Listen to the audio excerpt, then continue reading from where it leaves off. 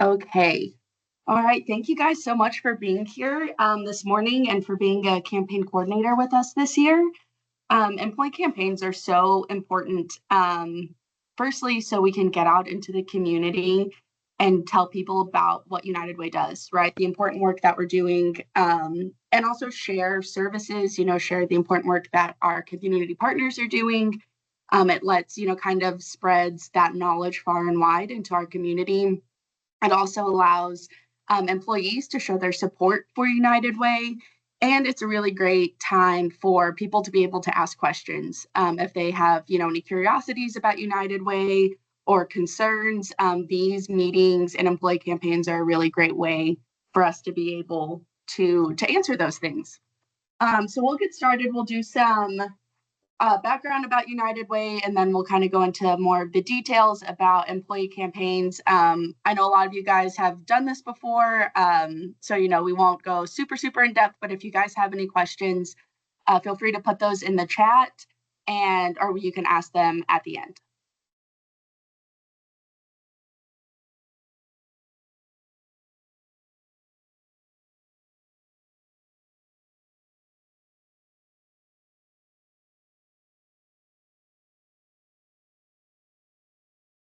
Y'all, the PowerPoint is not being very responsive.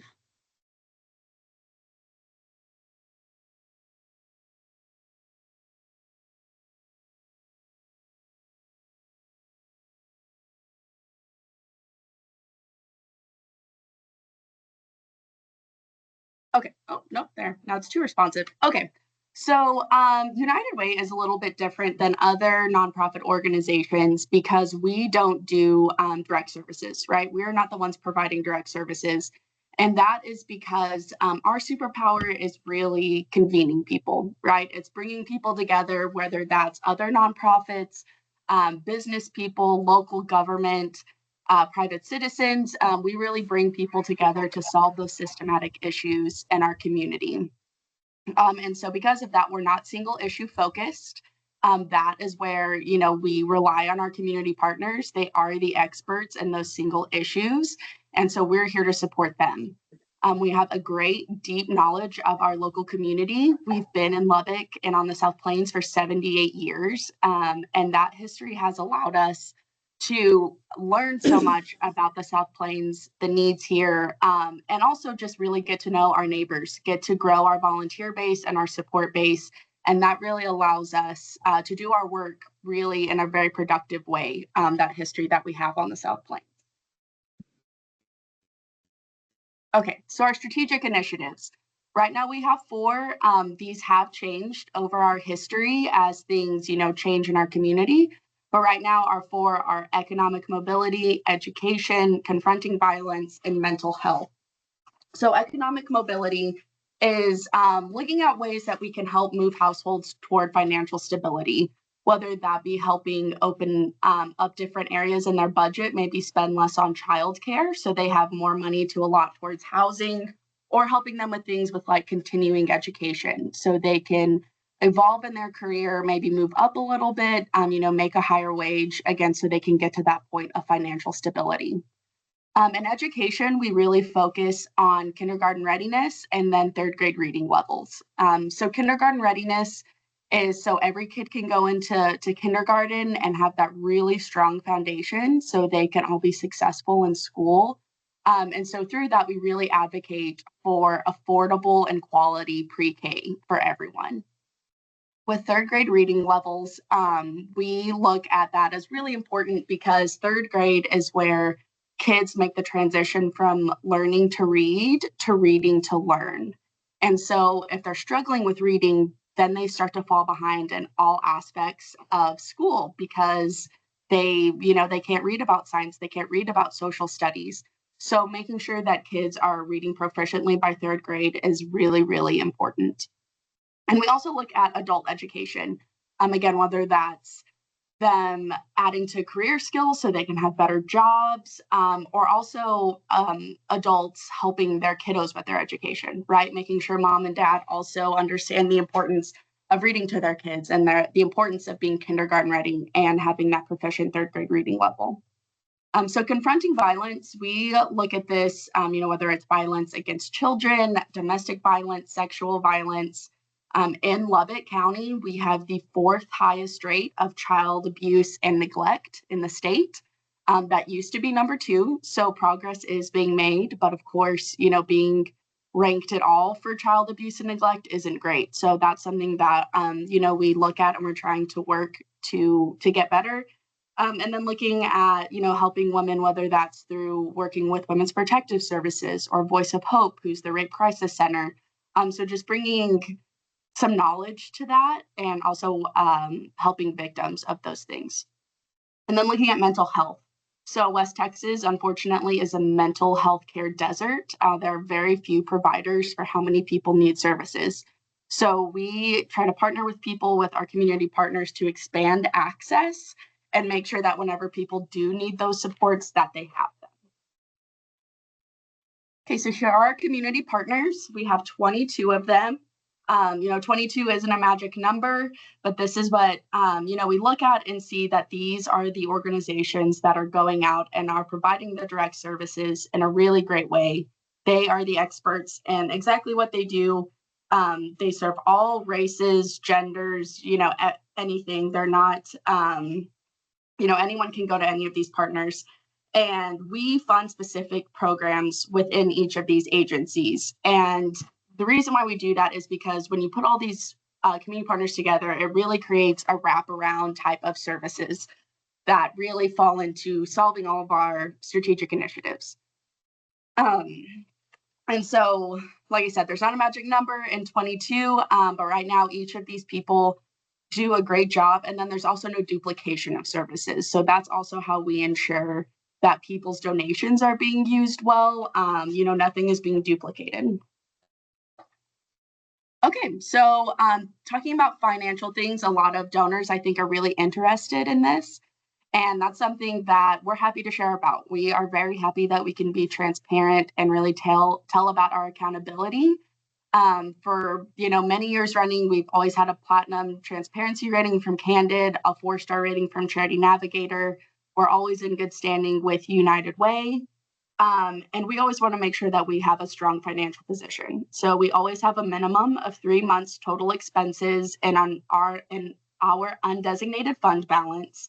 And then on our website, we always have our 990 and our most recent audit. So if you're interested in looking at any of those things, or you have donors that are interested, anyone, that information is always on our website, or they can reach out to us. Again, transparency and accountability are 2 things we're really proud of. And so we like to share that with the community. Okay, so ALICE is something we have focused on more recently in the past couple of years. And this seems to be really, really powerful whenever we go out to talk to the community. It really resonates with people. So ALICE stands for Asset Limited Income Constrained Employed. So these are people who, even though they have jobs, they probably have, jobs that we would think of as good ones, as skilled jobs, but they're still struggling to make ends meet. And so in Lubbock, our most recent data is from 2022. And so when we look at that compared to 2021, people that fall into that ALICE threshold has increased. So we're up to 49%. So almost half of households on the South Plains are struggling to make ends meet. That's pretty crazy. When you think about you're at the grocery store, you're in a store full of people, thinking about half of that grocery store is in there making hard financial decisions. What do I fill my basket with? So I know I'm not spending too much. So I still have money to pay my utilities next week or by the end of the month, or to pay my rent or my mortgage or childcare. So this is really prevalent, and it's in every zip code in Lubbock, and it's probably happening to a lot of people that you know. So types and ages of households in hardship. So when we look at this, the highest prevalence is in single female-headed households. So that isn't that surprising, when you think about you are a single parent and you're trying to provide for your child. So you're trying to pay for childcare, which I'm sure we all know is incredibly expensive, and you're paying for everything else on a single income. So that's why 81% of single mothers in Lubbock are struggling to make ends meet. That's an incredibly high percentage. And then we look by age, so under 25, right? These are people who are just getting started in their career. So, they're not at those higher wages yet, but they also are probably parents, and so they're also trying to pay for childcare, an incredibly high cost, and housing, everything else that people have to pay for. So that's why that under 25 age group is so high. And then we also see a higher percentage with 65 and over. So these are people who, especially if they've always been an ALICE household, that means that they've never had the opportunity or the room in their budget to save, right? So by the time they're at retirement age, they don't have retirement. They don't have that nest egg. And now they're probably on a fixed income, or maybe they are working part-time still, but their expenses are higher, probably because of medical needs. And so that's why we see that increase of 65 and older in that ALICE threshold. Okay, so I think this is really interesting. This is a survival budget for Lubbock County. So whenever you look at the different categories, you'll notice that one thing that's missing is savings. So that's what we look at with ALICE families, is they just don't have the space in their budget to allow for savings. So if the refrigerator goes out, if they have a car problem, if they have a medical emergency, they don't have that savings to fall back on. So they're thinking about, do I put this on a credit card? Do I go to a payday lender? If they're lucky enough to have a 401k, do they take out of that? So those kinds of hard decisions. But even when you look at this, not factoring in having a savings account, if you have 2 adults in your household and 2 in childcare, just to have a survival budget, they need to make at least $81,000 a year. So that is just not attainable for a lot of people, especially people that are working in things like food service or working as a home health aide, those kinds of things. They're not making that wage. And so that's where we really see those disparities of people not being able to make ends meet. It's also interesting, I think, to look at this graph because again, like housing, rent, $780. I don't know how. I think it's accurate whenever you look at banking things, putting everything together for an average, but that seems kind of low. So I think we can also look at these numbers and think, there's probably some of these are maybe a little bit higher now than they are whenever this graph was created. Okay, so this is a stability budget. So the difference in here is that 10% has been added as savings. So with that in there, we have 2 adults, 2 in childcare. To have a stability budget in Lubbock, they need to make at least $124,000 a year.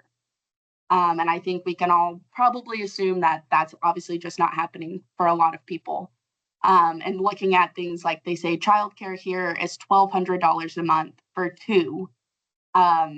That is pretty interesting. I'm curious where those kids get their childcare, right? I don't have children, but I am an aunt, and talking to my sister and brother-in-law about childcare, it's incredibly expensive. I know that's definitely, they pay more than that.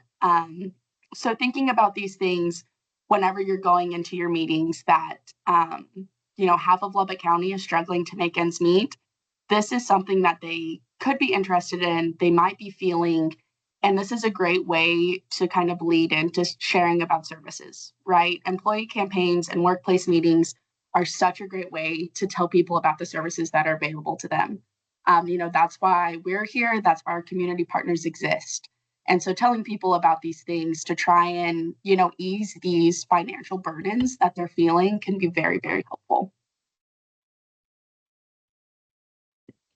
Okay, running a workplace campaign.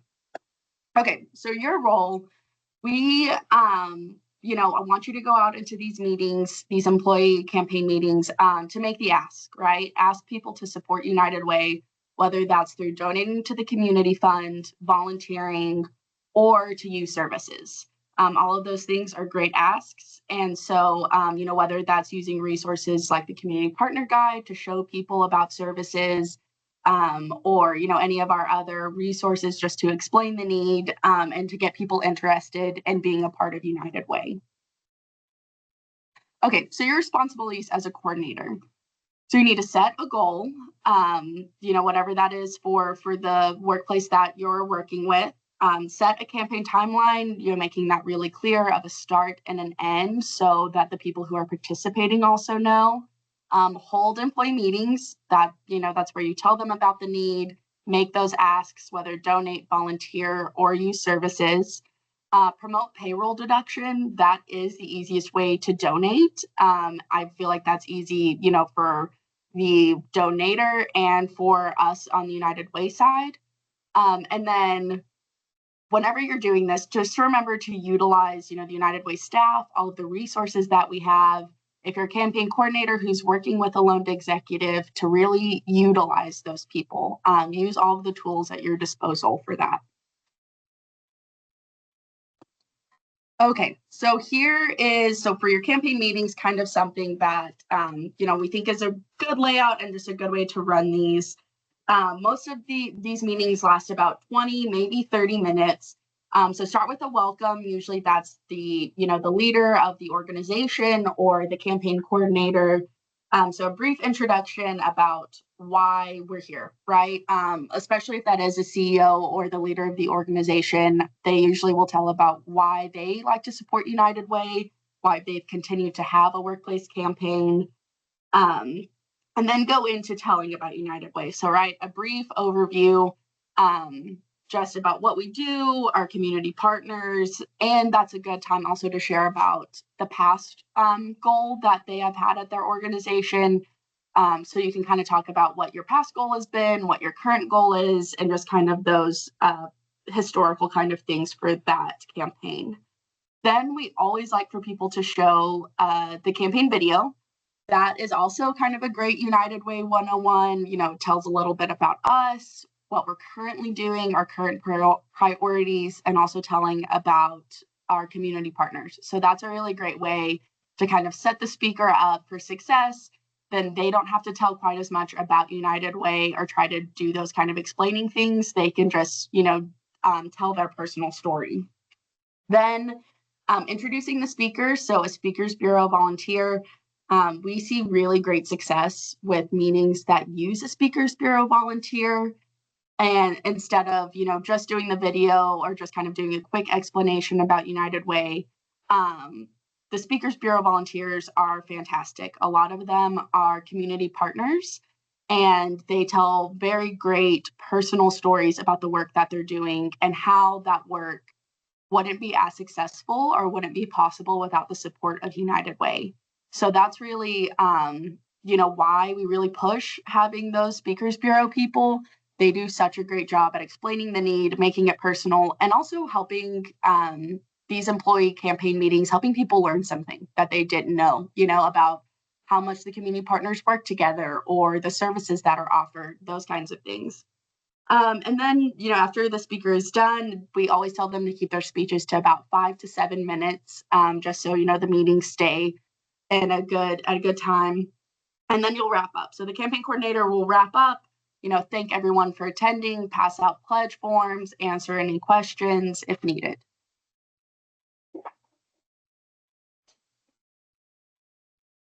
Okay, so pledge form review. So every pledge form looks like this. It always starts with general information. Just to fill this out, we do have a space for spouse and partner, and that is just so we can know if their spouse also donates, because if they donate a certain amount, then they get added to our leadership registry. So a lot of people like having that designation and they get that recognition. So that's why we ask for their spouse or partner's name. And then also at the very bottom, it does have information about our privacy policy. So if people are interested in that or have any questions, it's on our website.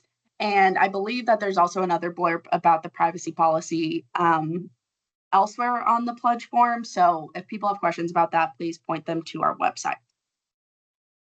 Okay, so there are different giving options. So again, like I said earlier, promoting payroll deduction is truly the easiest way to give. And so we really try to push that. But if people want to do a bank draft, that is fine too. And they have to just give us a voided check attached to their pledge form if they want to do that. And then they can also do credit, debit, or PayPal. So they can go to our website and do that. That's where the QR code will direct them. Or they can bill. We can bill them for their donation. So a couple of ways, really easy ways to donate, just whatever, the person is most comfortable with. Very, very important is to make sure that we have their signature. If we don't have their signature, then we cannot accept the pledge form. So just make sure at your meetings, if people do donate then and there, or once you get those pledge forms, please make sure that they have signed it. Okay, towards the bottom of the pledge form, people can make a designation if they just feel really moved to, or they want to support a specific community partner. That is absolutely okay. They do have to make their designation has to be at least $50 if they are going to make a designation.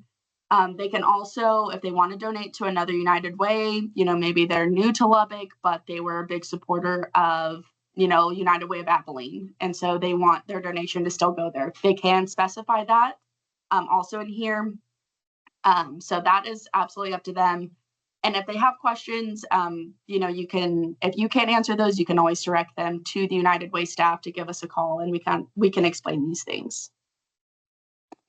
On the back, we have all the logos of our community partners. Again, so if people are curious, where their money is going, where these allocations go, they can look at all those things. Also has all the information about our strategic initiatives, different ways that they can follow us, on social media, those kinds of things, our website, all of those kind of tools. If they want to learn more, look into our community partners or the work that we're doing. Okay, so the report form. So once you're ready to turn in the funds that you've raised from your workplace campaign, you will fill out a report form. So make sure you have the company name, address, zip code, and just making sure that you fill this in as completely as possible. So the number of all employees, that is helpful for us. So we have an idea of the proportion of employees that gave for the business. And then making sure, the billing cycle, those kinds of things, so we know how to properly bill all of these folks and make sure that their deductions are coming out and these kinds of things. Just so we have all this information, things can run really smoothly. I know the loan executives had a pretty in-depth training on this and making sure everything is tallied correctly and just being really, really specific. And then, of course, again, at the bottom, cannot stress the importance enough of making sure that everything is signed. And then whenever you bring this report form, always making sure that, try not to come in at 4:55, as the office is closing. If you could make it a little bit before that, that would be great, just because we have to verify with you that all the information is correct, the money that you turned in is exactly what you have on your report form, and that everything is just tallying correctly. Okay, campaign resources. So these are things just to make sure that you guys can have the most successful campaign that you can have. So first we'll start with the campaign video. This is on our website. It's LubbockUnitedWay.org, and then you go to annual campaigns, and that drop-down menu will take you to campaign resources. Or you can go to our YouTube page, Lubbock United Way. But here is the video.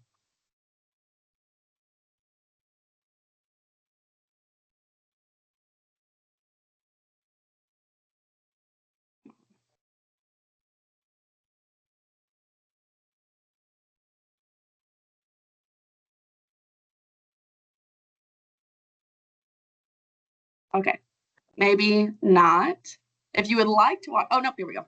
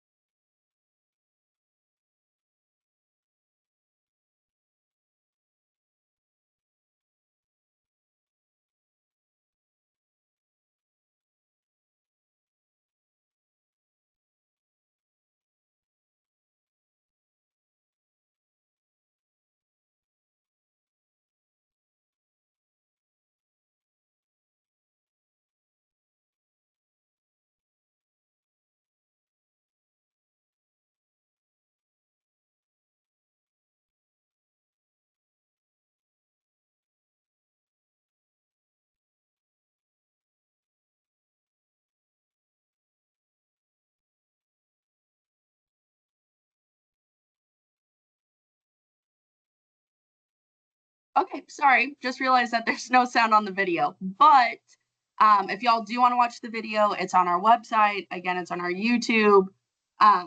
So go and watch that. Like I said, we really encourage everyone to show that video at the meetings. It's really helpful to explain the need, explain the work that we're doing. Okay, so Speakers Bureau. This is a fantastic resource that, again, we want you guys to use for all of your meetings. So to schedule your speakers, you can either reach out to a Lund executive or you can contact Weston Davis. So he is actually out on paternity leave right now. So I really encourage you guys to fill out the speaker request form that's on our website. So if you go to LubbockUnitedWay.org, again, under annual campaigns and then campaign resources, there's a little button that says request resources. That is really great because that gives us all of the details for your meeting. You can put in expected attendance, any kind of special instructions, specific doors that the speaker needs to go in, if they need to arrive a little bit early. You can also be really specific of, maybe the past couple of years you've had a speaker from the same community partner and you guys want to change it up.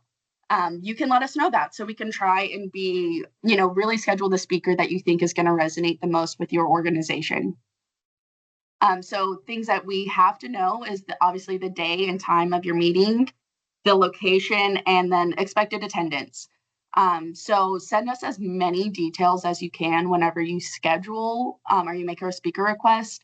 That really helps us set the speaker up for success. Again, just, letting us know really specifically, do they need to be there early? What door do they need to go in? Who are they looking for when they get there? Those kinds of things. It's really helpful.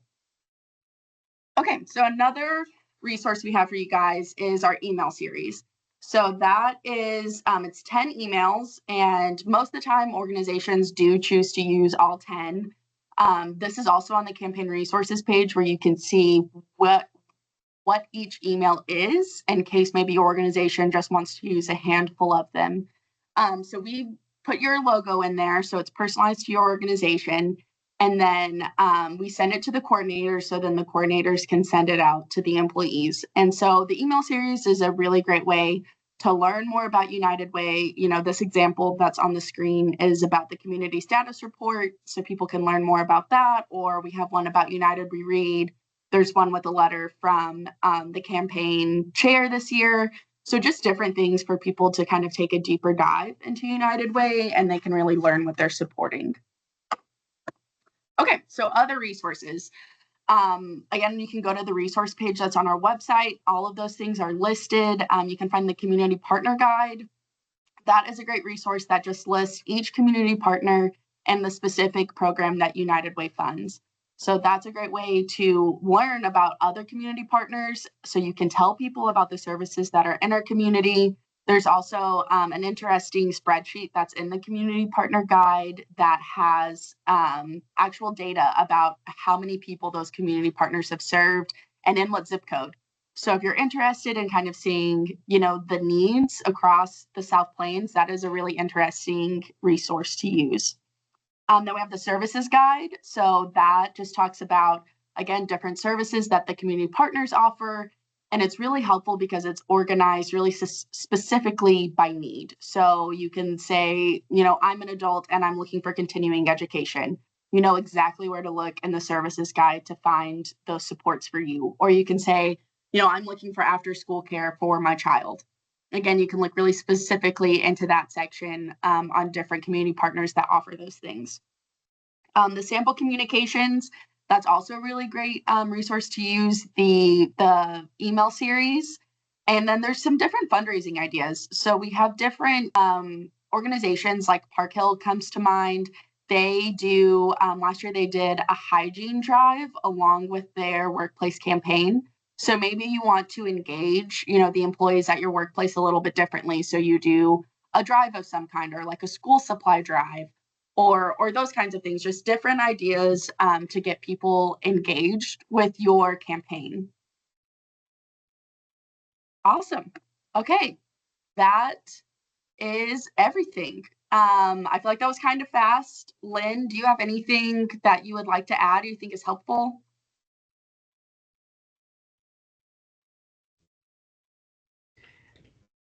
I think you really did a great job covering everything, Lindsay. Did want to kind of touch back to the processing of the campaign and the report form. Your loaned executive or staff volunteer will help you do that process and actually bring that over to us for you. So if you need extra help there, they're available to you to help out. Awesome. All right. Does anyone have any questions?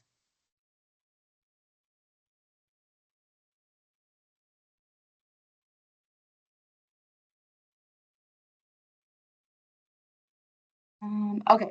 Is there a specific deadline for the campaign to be over? So our wrap up is December 3rd, but we do, have companies that don't finish quite by then. Lynn, do you want to add to that?